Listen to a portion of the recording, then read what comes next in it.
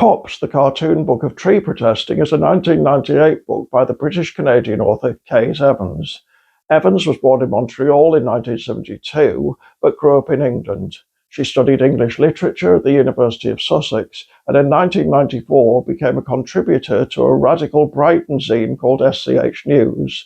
Afterwards, she helped actively oppose several forest demolitions perpetrated both by the government and by private companies. She's the author of several other books, including Threads and Red Rosa. Copse has been out of print since 2001. The author explains why on our website. Nevertheless, its cultural significance suggests that's likely to change.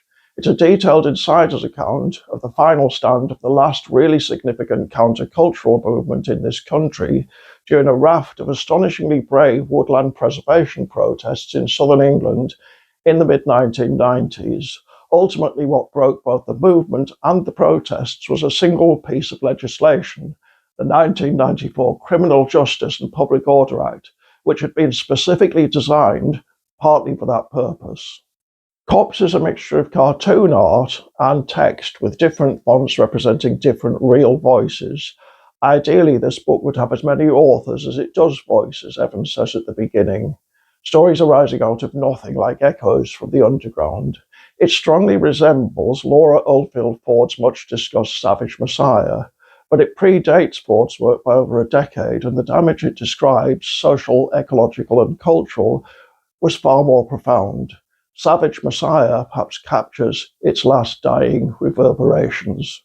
There are two very good videos about the tree protests on YouTube.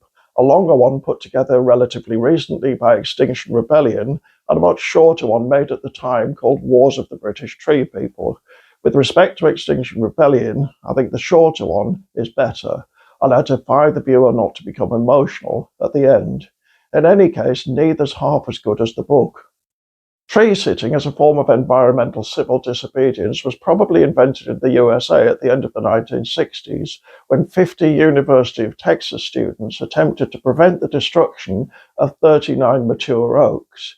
It may be given its best fictional expression in Richard Powers' 2018 The Overstory, which I've discussed in another video. In Copse, it's largely carried out by what the media called New Age travellers, although free festival seekers might be as accurate, a movement that had developed from the counterculture of the 1960s.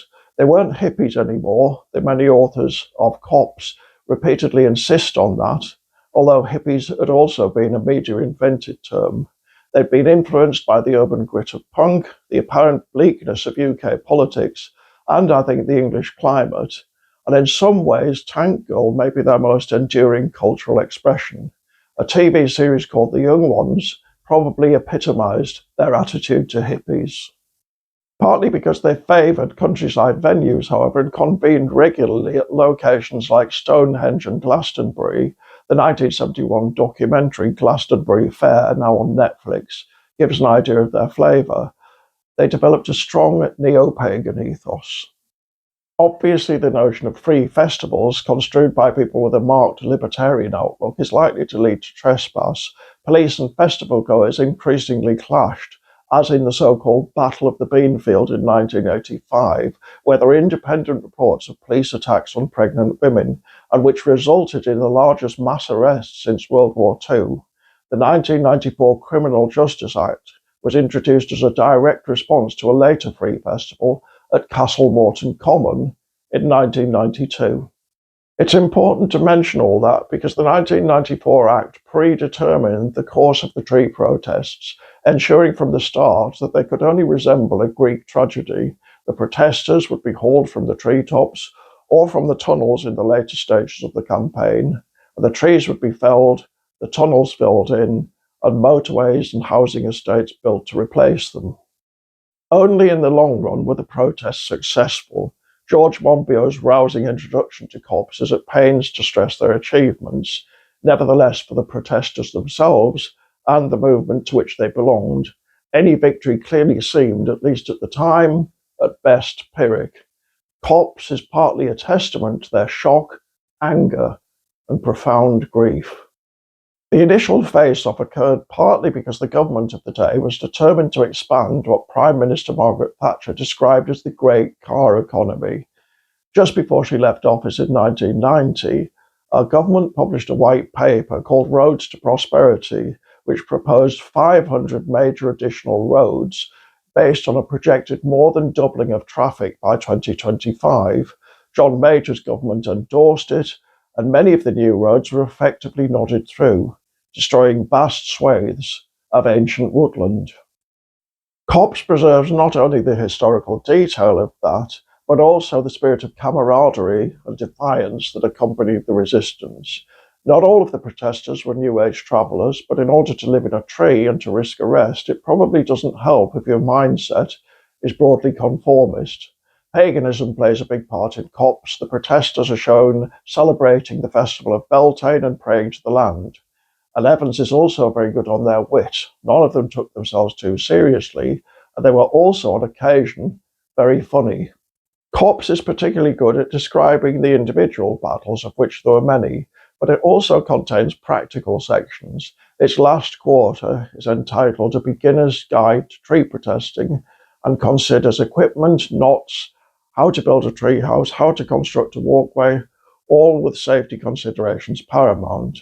There's a perceptive section on ecofeminism and a very good discussion of the media, especially in its attempts to make a trailblazer out of one of the protesters, a man nicknamed Swampy. The press picked up Swampy's image, Evans writes, and ran a mile with it, officially adopting him as the nation's favourite eco-warrior. The focus was so arbitrary and so irrelevant and so overwhelming. Do you know Swampy? People still ask, and no, I don't, because the person they're referring to has been entirely constructed by the tabloid press. The book ends with a retelling of the story of the rise, then suppression, of an early anarchist movement called the Diggers in the 17th century, followed by a series of prophetic sketches of the bleak landscape of future Britain, followed by a list of environmental campaign groups. I'd like to speak personally for a minute or so, if that's okay, so you can switch off if you like. This is me at a rather more sedate protest earlier this year. There were only a few trees at stake. What struck me most, however, was the duplicity of the persons fronting the institution that wanted them gone, and how little they seemed to care about the environment. In the end, the police turned up to keep us away, and the tree surgeons went to work. Which is, of course, an interesting use of the word surgeon to mean someone who, not always, but often, and for the right fee, is happy to euthanize perfectly healthy individuals on a round-the-clock basis, and whose only necessary qualifications are a chainsaw license and a pickup truck. Curiously, there's a kind of reverse NIMBYism with trees. NIMBYs accept that there's got to be some whatever it is necessary evil, but not in their backyard somewhere far away. By contrast, trees produce OIMBYs only in my backyard.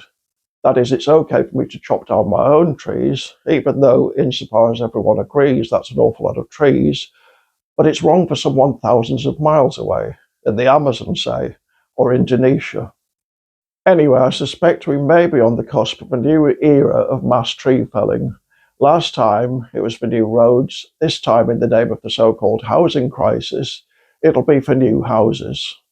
But arguably there is no housing crisis, only a homes crisis, which isn't the same thing. A combination of Edward Glaser's Building Upwards and Carlos Moreno's 15-Minute City could probably resolve it without destroying more of the green belt. But that wouldn't suit the politicians. Why? Because developers make party donations, and because houses lock people into social conformity in a way that homes don't necessarily. Which is ironic, because right now Britain is probably more conformist than at any time since the 1950s. Bizarrely, it's also more discontented. No contemporary politician would dare tell us, as Harold Macmillan famously did in 1957, that we've never had it so good. Meanwhile, Britain is one of the most nature-depleted countries in the world. Anyway, that was my non-party political broadcast. Hope you enjoyed it. More importantly, it's why we need this book. If your name's Kate Evans and you wrote it, please publish a few more. Sorry, not a few, a lot.